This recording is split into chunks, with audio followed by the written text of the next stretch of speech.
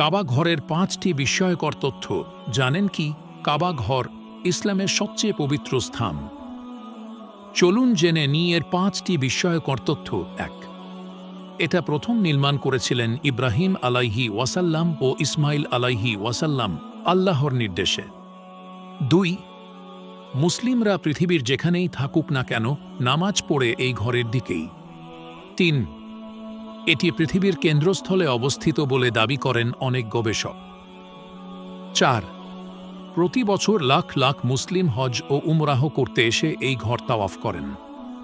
5. কাবার ভিতর কোনো বাতি, ফ্যান, এমনকি জানালা পর্যন্ত নেই, কেবল নূর। এটা কেবল একটা ভবন নয়, এটা হলো ভালোবাসার কেন্দ্র, কোটি মুসলমানের চোখের পানি মিশে থাকা ঘর। আপনি কি কখনো কাবা ঘর তাওয়াফ করেছেন?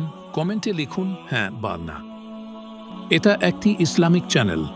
ইসলামিক ভিডিও পেতে সাবস্ক্রাইব করুন।